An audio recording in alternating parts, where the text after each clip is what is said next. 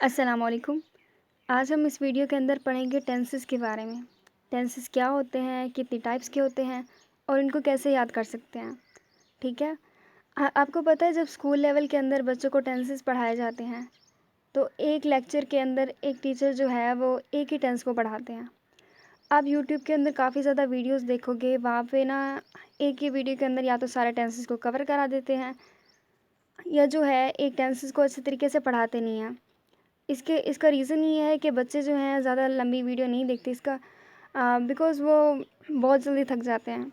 अगर आप चाहते हो कि आपका हर एक पॉइंट क्लियर हो, हर एक कॉन्सेप्ट क्लियर हो, तो आपको लंबी वीडियो ही देखनी चाहिए बिकॉज़ जब वीडियो बड़ी होती है तो टीचर्स को ये कोशिश करते हैं कि हर एक पॉइंट को क्लियर किया जाए। ठीक है? तो अभी इन टेंसेस को स्टार्ट करते हैं। हमारे पास जो टेंसेस होते हैं, टेंसेस क्या होते हैं? टेंसेस ज़माने होते हैं। इनको पढ़ना इसीलिए भी ज़रूरी है क्योंकि आप अपनी रोज़मर्रा ज़िंदगी में आप अपनी डेली लाइफ के अंदर टेंसेस का इस्तेमाल करते हो, राइट। अगर आप अभी पढ़ रहे हो तो एक ज़माना तो है, आप पढ़ रहे हो बिकॉज अगर आप प्रेजेंट का काम कर रहे हो, पास्ट का काम कर रहे हो, फ्यूचर का काम कर रहे हो, तो कोई ना कोई ज़माना तो होगा ना। तो अगर आपने किसी से बात करनी है या तो आप माजी में बात करते हो या फिर मौजूदा की बात करते हो या फिर आने वाले कल की बात करते हो, तो इन टेंसेस का पढ़ना बहुत इंपॉर्टेंट है। तो इनको स्टार्ट करते हैं। अच्छा, यहाँ पे आप देख सकते हो कि हमारे पास जो टेंसेस हैं इनकी 4 टाइप्स दी हुई हैं। हमारे पास जो टेंसेस होते हैं वो 3 तरह के होते हैं, प्रेजेंट के टेंस, पास्ट के टेंस और फ्यूचर के टेंस। यहाँ पे आपको सिर्फ प्रेजेंट के टेंस नज़र आ रहे हैं। यहाँ पे आप देखिए, यहाँ पे आपको 12 के 12 टेंस नज़र आ रहे हैं। यहाँ पे आप देखिए, इनको याद करना है। इन टेंसेस के नाम याद करना बहुत इंपॉर्टेंट है क्योंकि जब तक आपको पता नहीं होगा कि टेंसेस कितने टाइप्स के होते हैं, आप इनको समझ भी नहीं सकते। आपने इसको ऐसे याद रखना है कि हमारे पास ये जो टेंस है ना, ये जो हमारे पास टेंस है, ये एक टाइप का किंग है। ठीक है। टेंस जो है ये क्या है? एक टाइप का किंग है। अगर ये किंग है तो हमारे पास क्या आएगा? इसके सन्स होंगे। ठीक है। अगर ये हमारे पास किंग है तो इसके कितने सन्स हैं? इसके 3 सन्स हैं। इसके 3 बेटे हैं। एक बेटे का नाम है प्रेजेंट, दूसरे बेटे का नाम है पास्ट, तीसरे बेटे का नाम है फ्यूचर। ठीक है। आपने टेंस को समझना है। टेंस क्या है? टेंस जो है हमारे पास एक किंग है। एक किंग है, उसके 3 बेटे हैं। पहले बेटे का नाम प्रेजेंट, दूसरे का नाम पास्ट, तीसरे का नाम फ्यूचर। आपको टेंस के नाम याद रखने हैं। आप 4 नाम याद रखो। इंडेफिनिट याद करो, कॉन्टीन्यूस याद करो, परफेक्ट याद करो, परफेक्ट कॉन्टीन्यूस टेंस याद करो। अगर ये 4 नाम याद हो जाते हैं, कौन कौन से? Indefinite, continuous, perfect, perfect continuous. अगर ये 4 नाम याद हो जाते हैं तो प्रेजेंट लिख के उसके आगे लिखो इंडेफिनिट, फिर प्रेजेंट लिख के उसके आगे लिखो कॉन्टीन्यूस, फिर प्रेजेंट लिख के फिर लिखो परफेक्ट, फिर प्रेजेंट लिख के लिखो परफेक्ट कॉन्टीन्यूस।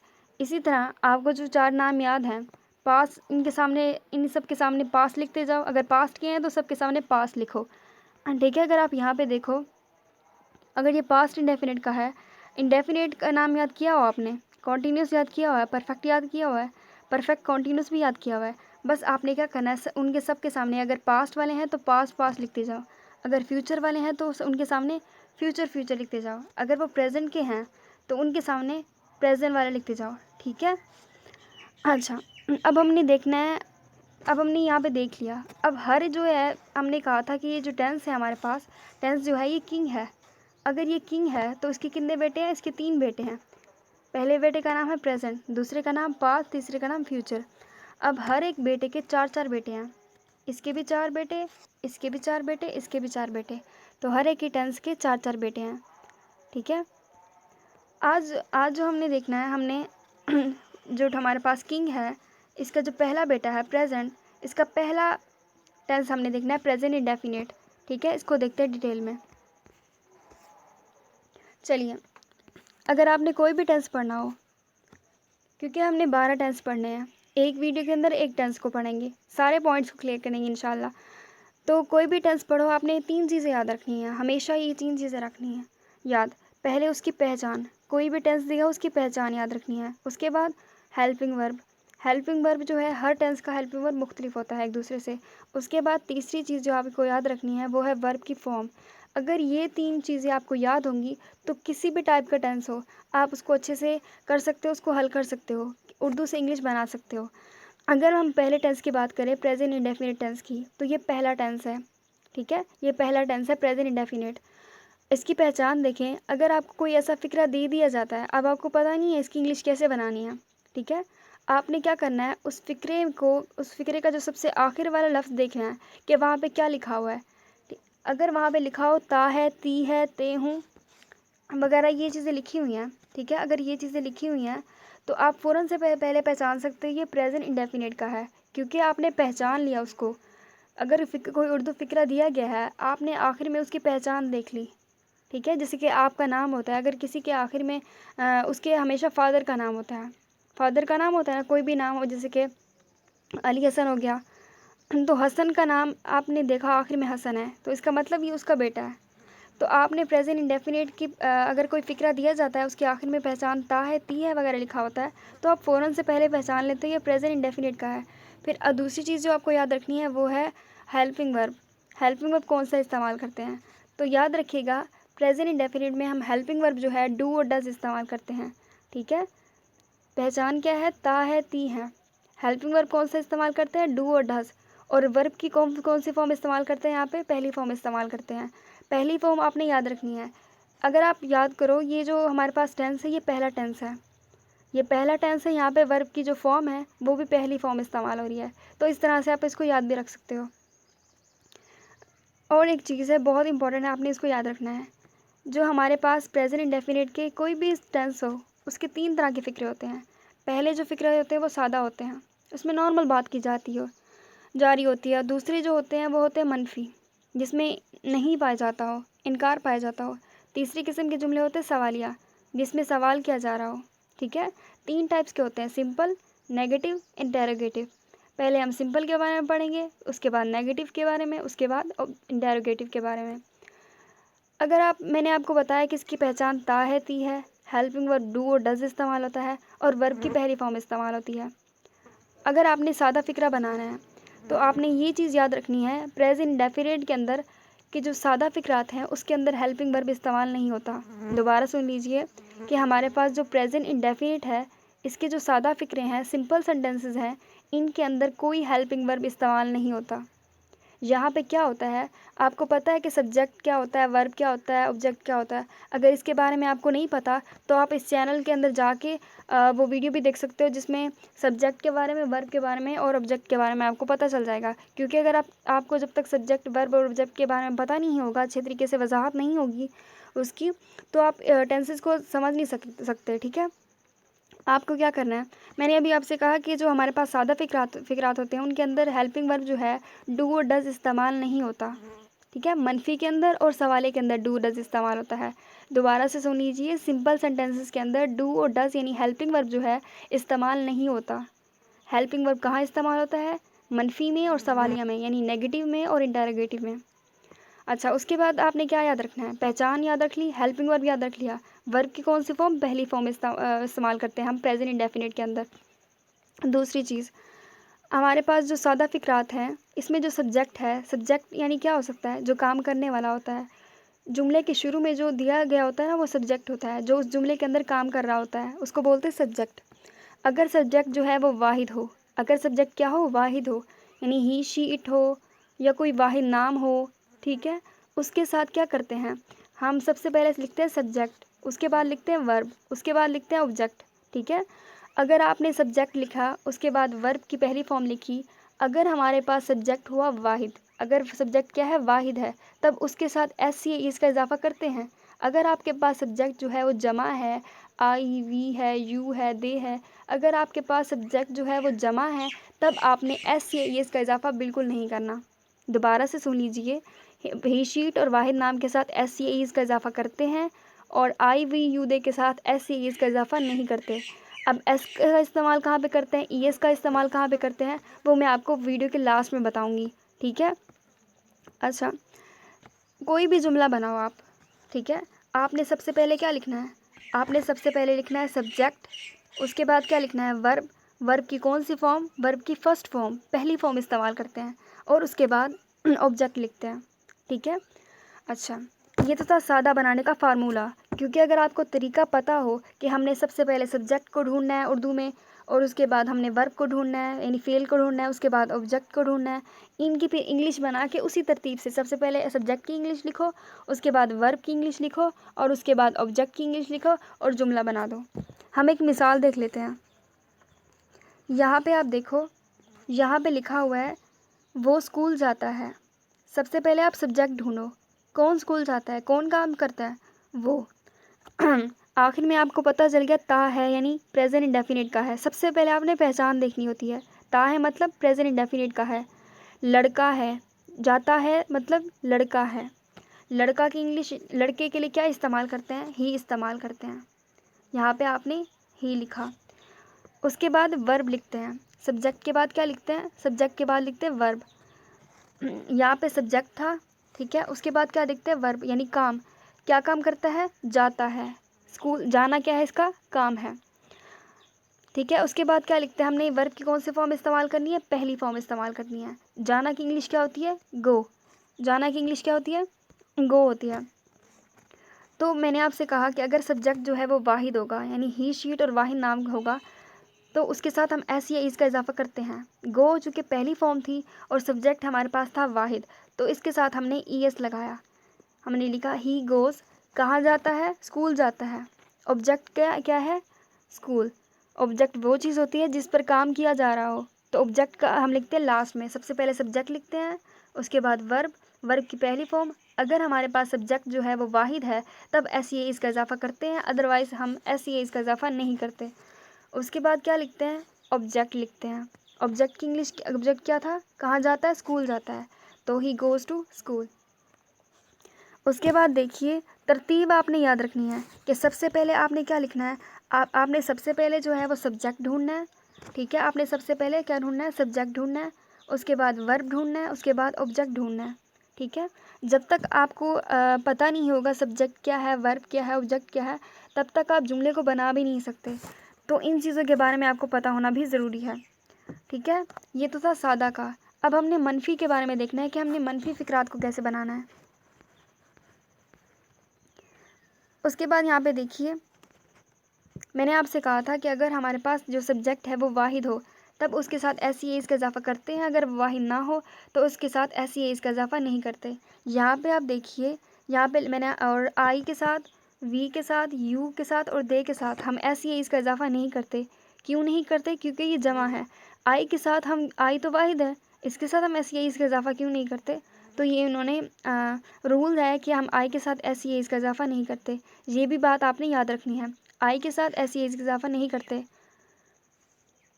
अच्छा, यहाँ पे देखिए वर्ब की सब्जेक्ट सबसे पहले लिखा हुआ है आई, उसके बाद वर्ब लिखा हुआ है। यहाँ पे वर्ब की फॉर्म के साथ ऐसी एज का इजाफा नहीं किया गया, क्योंकि रूल में लिखा हुआ है आई, वी और यू दे के साथ हम ऐसी एज का इजाफा नहीं करते। उसके बाद देखिए नेगेटिव सेंटेंसेस।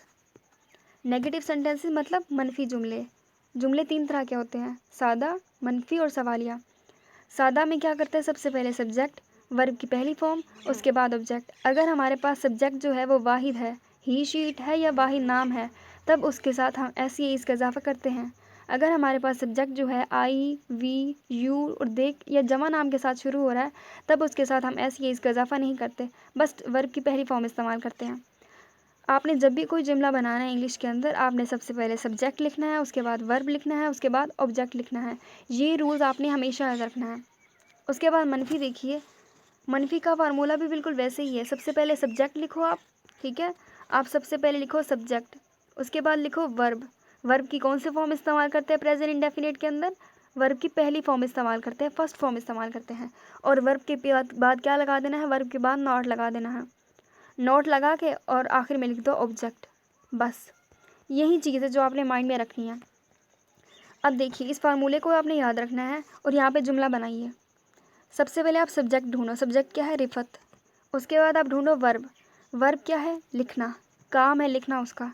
उसके बाद ऑब्जेक्ट, किसको लिखती है, किस पर काम किया जा रहा है, ख़त पर काम किया जा रहा है। तो इंग्लिश बनाओ, सबसे पहले सब्जेक्ट की इंग्लिश लिखो। यहाँ पे सब्जेक्ट क्या है, रिफत, तो यहाँ लिखो रिफत, ठीक है। अब चूँकि मैंने आपसे कहा था कि जो सादा फ़िक्रे होते हैं उनके अंदर हेल्पिंग वर्ब इस्तेमाल नहीं होता, लेकिन मनफी के अंदर और सवाले के अंदर हम हेल्पिंग वर्ब जो है वो डू और डज़ इस्तेमाल करते हैं। डू इस्तेमाल कहाँ पे करते हैं और डज़ इस्तेमाल कहाँ पे करते हैं। ही, शी, इट और वाहिद नाम के साथ हम डज़ इस्तेमाल करते हैं।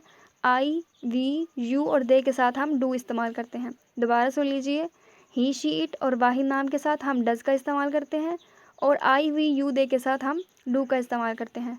और यहाँ पे एक बहुत अहम चीज़ है, अक्सर बच्चे गलती करते हैं क्योंकि उन्होंने सादा फ़िक्रे के अंदर ये पढ़ा हुआ है कि हम वहाँ पे हम हेल्पिंग वर्ब यूज़ नहीं करते। अगर हमारे पास जो सब्जेक्ट है वो वाहिद है, तब उसके साथ एस या इज़ का इजाफा करते हैं। लेकिन अगर आप कोई ऐसा जुमला बना रहे हो जो मनफी है, मनफी जुमला बना रहे हो आप, वहाँ पे आप देखते हो कि जो हमारे पास सब्जेक्ट है वो वाहिद है, तब वाहिद है, तो आपने उसके साथ मनफी के अंदर एस या इसका इजाफा नहीं करना। ये एग्जांपल देख लीजिए, ये रिफ़त है ना, अगर सिंपल होता फ़िक्रा तो हम लिखते if Rifat writes a letter, S या इसका इजाफा करते। लेकिन चूँकि ये मनफी है, तब इसके साथ एस या इसका इजाफा नहीं करते। ये बात याद रखनी है, मनफी के अंदर एस या इसका इजाफा नहीं करते, सिंपल के अंदर एस या इसका इजाफा करते हैं। ठीक है, अब रिफ़त चूँकि वाहिद है तो इसके साथ, अब रिफ़त चूँकि वाहिद है इसके साथ हम क्या करते हैं, डू लगाएंगे या डज लगाएंगे, डज लगाएंगे। उसके बाद नॉट लिखो, उसके बाद वर्ब की जो है पहली फॉर्म लिखो, उसके बाद ऑब्जेक्ट लिखो लेटर। ठीक है, अब बाकी जुमलों को भी देख लीजिएगा। यहाँ पे नोट पे देखिए, यहाँ लिखा हुआ है कि आई के साथ, वी के साथ, यू के साथ और दे के साथ अगर कोई हमारे पास जो फ़िक्रा है यानी सब्जेक्ट जो है वो आई के साथ, वी के साथ, यू और दे के साथ शुरू हो रहा हो, तो हम क्या इस्तेमाल करते हैं, डू नॉट इस्तेमाल करते हैं। ही शीट और वाहिद नाम के साथ डज का इस्तेमाल करते हैं। ठीक है, आपने सबसे पहले जो है सब्जेक्ट ढूंढना होता है, उसके बाद हेल्पिंग वर्ब। हेल्पिंग वर्ब जो है सिंपल के अंदर इस्तेमाल नहीं होता। सिंपल के अंदर क्या होता है, हेल्पिंग वर्ब इस्तेमाल नहीं होता। मनफी के अंदर और सवाले के अंदर हेल्पिंग वर्ब डू और डज इस्तेमाल होता है। डू जो है आई वी और यू दे के साथ डू इस्तेमाल करते हैं, और जो है हमारे पास ही शीट और वाहिद नाम के साथ हम क्या इस्तेमाल करते हैं, डज का इस्तेमाल करते हैं। अब यहाँ पे देखिए, अब हमने देखना है सवालिया जुमले। सवालिया जुमले के अंदर ये रूल जो है हर एक टेंस के अंदर इस्तेमाल होता है। ठीक है, आपने क्या करना होता है, आपने हेल्पिंग वर्ब को सबसे पहले ले आओ। हेल्पिंग वर्ब को क्या करो, सबसे पहले ले आओ। सॉरी, मैंने एक चीज़ आपको पीछे बताना भूल गई हूँ कि जो मैंने मनफी का फार्मूला लिखा है, आप इसको दोबारा से लिखो कि सबसे पहले हम क्या लिखते हैं, सबसे पहले हम लिखते हैं सब्जेक्ट, उसके बाद क्या लिखते हैं, हेल्पिंग वर्ब। मनफी की बात करी हूँ, ये मनफी का फार्मूला है, इसको याद रखना है आपने। हेल्पिंग वर्ब क्या इस्तेमाल करते हैं हम, डू और डज इस्तेमाल करते हैं। उसके बाद नॉट लिखो, उसके बाद वर्ब की जो है वो पहली फॉर्म लिखो, और उसके बाद आप लिखो ऑब्जेक्ट। ये तो था मनफी का फार्मूला। अगर आपने सवाले बनाना है, आप क्या करो, हेल्पिंग वर्ब को पहले ले आओ। बाकी फार्मूला बिल्कुल सेम, हेल्पिंग वर्ब आपने पहले लिख दिया, उसके बाद सब्जेक्ट लिखो, सब्जेक्ट के बाद वर्ब लिखो, वर्ब की पहली फॉर्म, ठीक है, फर्स्ट फॉर्म, उसके बाद लिखो आप ऑब्जेक्ट। ठीक है, अच्छा जी, आपने क्या करना है, अब यहाँ पे हेल्पिंग वर्ब पहले ले आना है। अब आपको कैसे पता चलेगा हेल्पिंग वर्ब क्या है, यहाँ पे प्रेजेंट इंडेफिनिट के अंदर कौन सा हेल्पिंग वर्ब है, डू और डज। अब आपको कैसे पता चलेगा कि हमने डू इस्तेमाल करना है या डज इस्तेमाल करना है, आपको सब्जेक्ट से पता चलेगा। आप फ़िक्रे के अंदर देखा करो कि सब्जेक्ट क्या है। यहाँ पे आप फ़िक्रा पढ़ो, क्या वो हॉकी खेलता है, ठीक है, वो है, लड़का है, वाहिद है, तो क्या है, ही। तो आपने सबसे पहले क्या लिखना है, हेल्पिंग वर्ब। तो ही के साथ कौन सा हेल्पिंग वर्ब इस्तेमाल होता है, डज इस्तेमाल होता है। तो आपने लिखना है डज, ठीक है, चूँकि वाहिद है।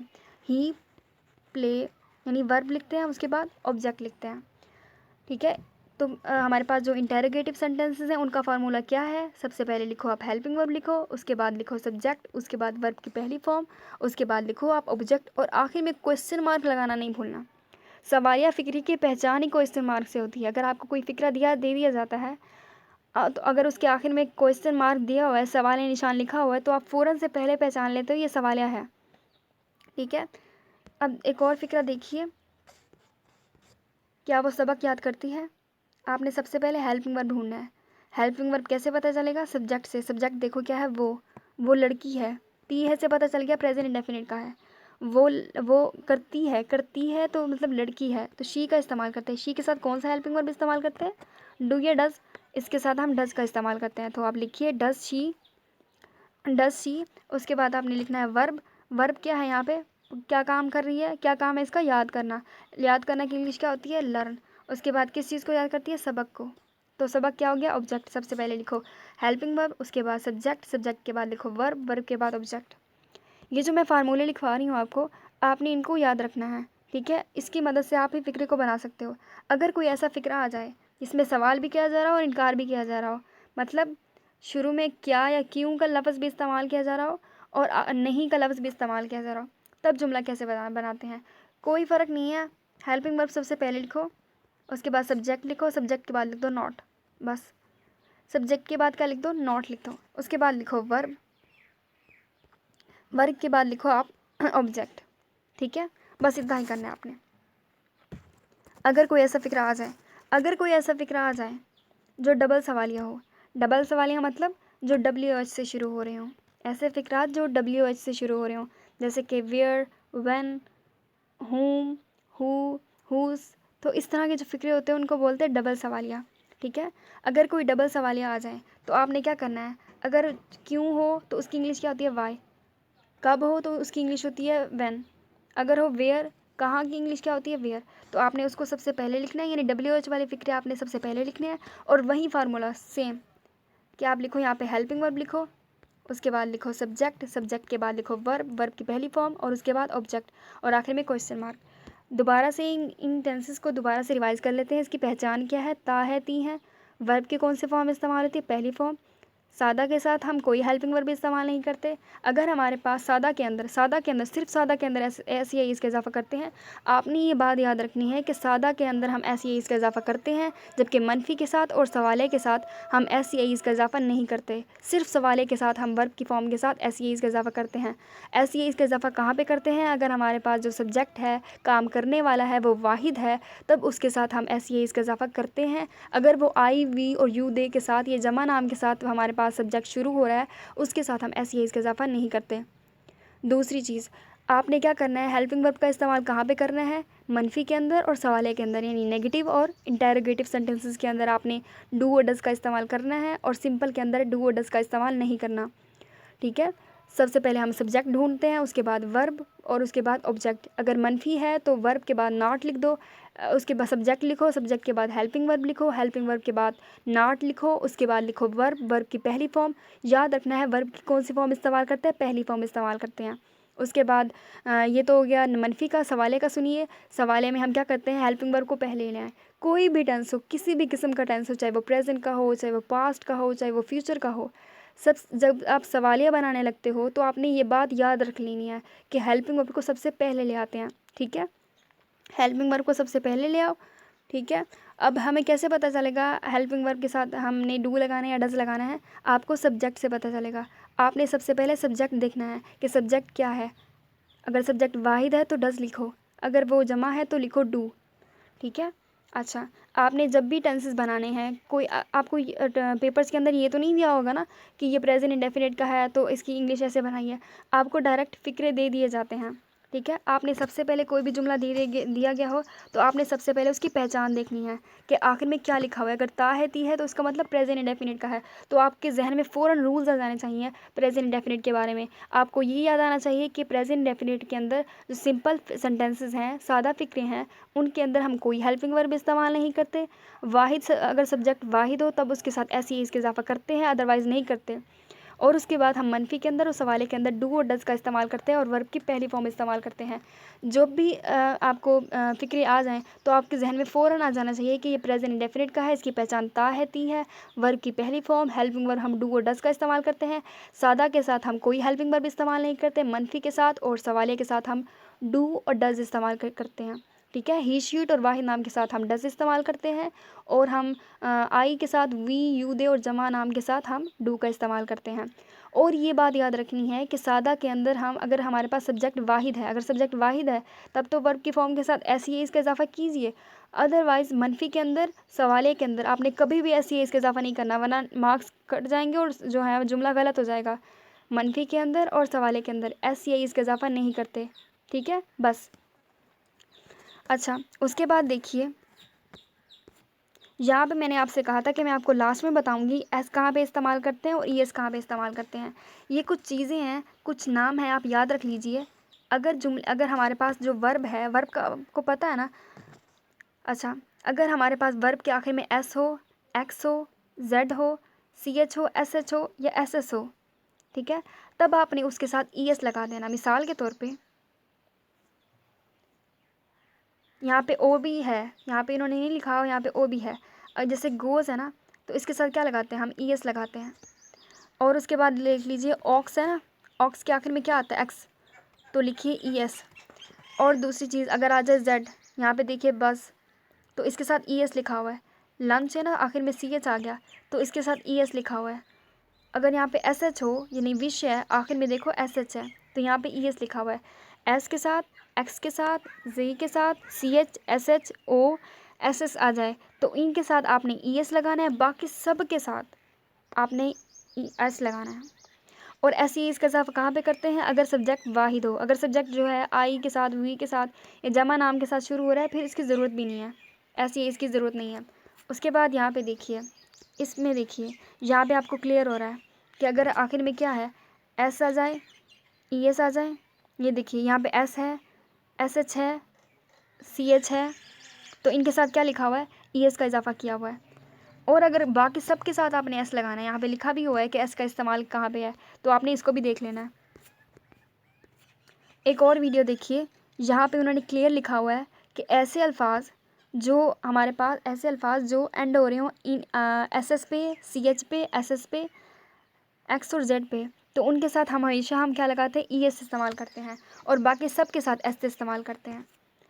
और यहाँ पे देखिए आपकी प्रैक्टिस के लिए यहाँ पे जुमले दिए हुए हैं, आपने इन जुमलों को देख लेना है। यहाँ पे देखिए आपने इनकी प्रैक्टिस करनी है, इन जुमलों को देखना है। ये देखिए यहाँ पे जो है फ़िक्र दिए गए हैं प्रेजेंट डेफिनेट के, इनको पढ़ना है, इनकी खुद प्रैक्टिस करनी है। अगर कोई गलती होगी तो फिर आप यहाँ से देख लीजिएगा, ठीक है। यहाँ से फ़िक्रे भी आपने देख लेना है, और उसके बाद यहाँ पे कुछ प्रैक्टिस सेंटेंसेस हैं, आपने इसको भी देख लेना है, ठीक है।